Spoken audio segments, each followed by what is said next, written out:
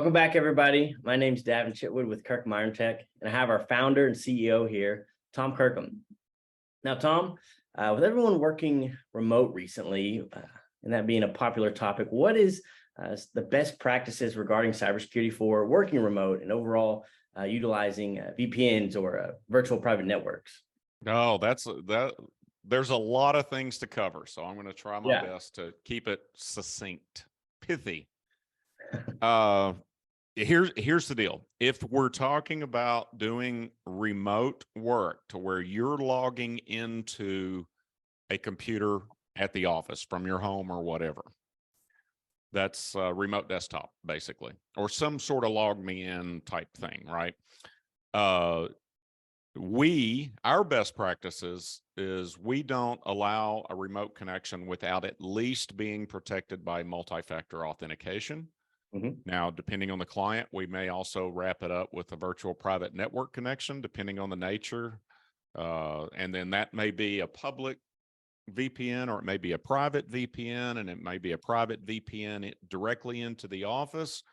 And we can do a lot of things around security. So we only allow certain computers from this address to log in to this server. Private or public VPNs, the ones that you buy off the shelf, those are really good for making sure your connection in a public Wi-Fi spot is safe. And you should be using that no matter what you're doing, besides remote desktop. Now, the RDP connection itself is secure, okay? So that's one of the reasons why we don't necessarily want to do a VPN straight into the office equipment. Sometimes you run into bandwidth issues and other routing issues. And there's another product that's Secure Access Service Edge, SASE. And we sometimes use that as it's kind of like a turbo VPN. It gives us a lot more flexibility on routing and things like that. But in a nutshell, what this means to those of you that are watching this is if your only security around remote access, I'm talking about remoting into a computer, remote desktop, if it's only username and password, it's not acceptable to us. That's not our best practice. It's not best practices, period. You've got to have some sort of other. And a public VPN is not going to give you that other security, right? You've already got a problem. You've got a computer sitting there that's basically, for all intents purposes, announcing to the world that, hey, there's a remote connection here, and all you need is a username and a password to get into it, okay? And the public VPN connection is not going to protect that receiving connection. Does that make sense? You know, that ingestion of the login itself, there's nothing really protecting that from anybody in the world getting in there. And we made a conscious effort to require that for all of our clients. You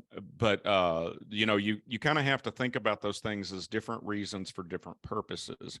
The tightest connection would probably be a super restrictive incoming VPN into the building. Now, it starts changing if you say you've got virtualized desktops. You know, it's in a data center somewhere. You have special considerations for that. And just in case I haven't said this enough, if you've got a virtualized environment where you're logging into a virtual desktop in a data center and your service provider says you don't have to worry about security because it's in the cloud, that is BS. Yes. I don't know of another way to say it and still remain G-rated. Yeah. It is not. I've had friends that have had service providers that have said those exact words, and then they get hit with a ransomware attack because they think that somehow AWS from Amazon or Microsoft's infrastructure play or Google's, that just because it's them, that environment's automatically secure. It's not. It's not at all. It's no different than if it was in your own office, okay? Now, I just want to be clear on that. And if you've got any problems with what I just said, send me an email. Yes. Now there's exceptions to those things. You can limit access to only certain devices and all of this. I understand all of that. But it ain't secure just because it's in the cloud necessarily. And in fact, it probably isn't. And it's a shame I have to point this out, but service providers themselves fall into that trap. That's what their fallback is. If that's the only thing they got when you ask them, what's your security? And the only thing they can tell you is you don't have to worry about it, it's on AWS. I would be very leery.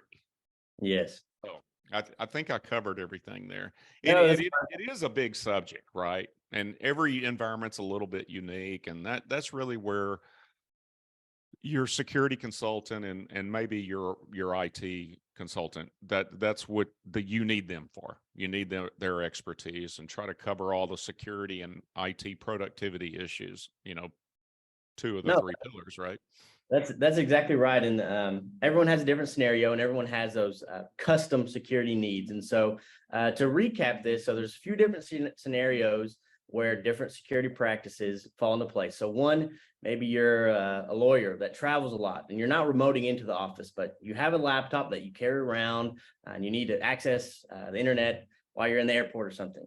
In those situations, you definitely need a VPN, or like one of the tools we mentioned, a SASE VPN.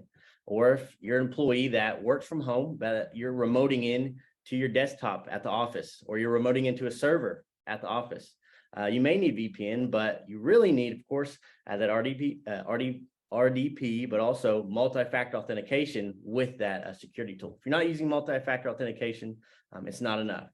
And then once you get into the cloud services, your cloud desktops or virtual desktops, virtual servers, that's a whole different beast that you need specific security tools for. And so to figure out exactly what type of security you need regarding your remote environment, like Tom said, speak to a security consultant. We actually can work and talk with you for free regarding an assessment to help you figure out what exactly you do need regarding your specific security environment. So if you're interested in that assessment, or just want to figure out, hey, what do I need? Where am I at regarding security?